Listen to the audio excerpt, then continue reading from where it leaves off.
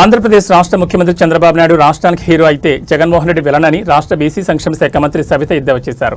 శ్రీ సత్యసాయి జిల్లా పెనుకొండలో ఇంటింటికి వెళ్లి ఎన్టీఆర్ భరోసా పింఛన్లను ఆమె పంపిణీ చేశారు. అనంతరం చేనేత కార్మికులకు ఉచిత విద్యుత్ పథకానికి సంబంధించి ధ్రువపత్రాలు అందజేశారు.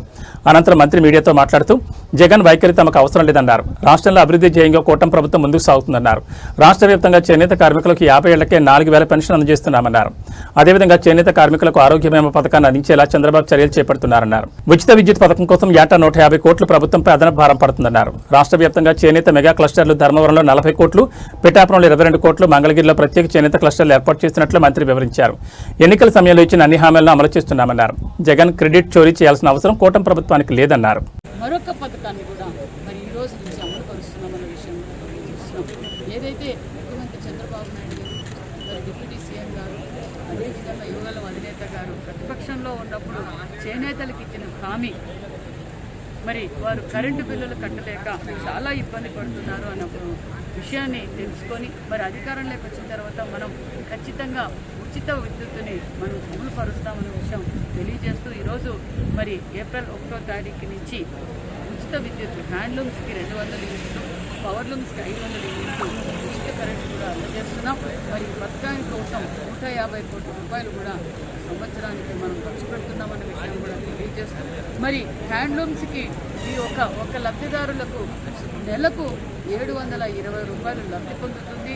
సంవత్సరానికి 8,640 రూపాయలు వారి చేనేతలకు లబ్ధి పొందుతుంది అన్న విషయాన్ని కూడా తెలియజేస్తూ దానితో పాటు పవర్లూమ్స్కి 1,800 నెలకి మరి సంవత్సరానికి 21,600 రూపాయలు కూడా అందజేస్తుంది లబ్ధి పొందుతుందని కూడా తెలుసు. రాష్ట్ర వ్యాప్తంగా మరి హ్యాండ్లూమ్స్ 93,000 మందికి, మరి పవర్లూమ్కి 11,488 మందికి ఈరోజు అంటే సుమారుగా 1,05,000 మందికి ఈరోజు ఈ పథకం ద్వారా ఉచిత విద్యుత్ వల్ల మరి లబ్ధి పొందుతారన్న విషయాన్ని కూడా తెలియజేస్తూ మరి అంతేకాకుండా మరి చేనేతలకు 50 సంవత్సరాలకే 4,000 పెన్షన్ కూడా అందజేశాం.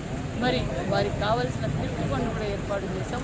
మరి చేనేతలు కళాకారులు తయారు చేసిన వస్త్రాల డైరెక్ట్ ఎగ్జిబిషన్స్ ద్వారా మరి వాళ్ళకు సేల్స్ పెంచడానికి ప్రోత్సహించడానికి కూడా ఎప్పటికప్పుడు ఎగ్జిబిషన్స్ కూడా పెడుతున్నాం. స్కిల్ ట్రైనింగ్ కూడా అందజేస్తున్నాం. దాంతోపాటు పనిముట్లు కూడా 90% సబ్సిడీ కూడా అందజేస్తూ మరి అంతేకాకుండా మరి అందరూ మరి ప్రజలందరికీ కోరుకునేది ఒకటే, ప్రభుత్వం చేనేతలకు పెద్దపీట వేస్తుందని విషయం తెలియజేస్తూ మరి ప్రజలందరూ కూడా చేనేత వస్త్రాలు కూడా ధరించవలసిందిగా కూడా కోరుకుంటూ కూటమి ప్రభుత్వం అంటే పని చేసే ప్రభుత్వం, మాట చెప్పే ప్రభుత్వం కాదన్న విషయం కూడా మీకు అందరికీ తెలియజేస్తూ మరి ఈరోజు పథకాల మీద పథకాలు, ఎందుకంటే మొన్నటి రోజు దివ్యాంగులకి మరి ఉచిత బస్సు సౌకర్యం అందజేశాం. మరి ఈరోజు మరొక పథకాన్ని మరి చేనేత కార్మికులకు ఉచిత కరెంటు కూడా అందజేశాం. మరి మొన్న పండగ రోజున మరి మెగా జాబ్ క్యాలెండర్ కూడా రిలీజ్ చేశాం.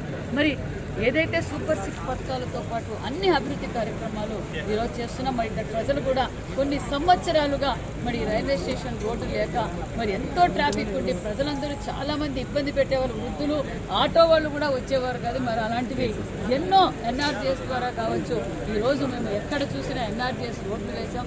మరి ఈరోజు మాకు పూల వర్షం కురిపించారు రైల్వే స్టేషన్ వారు.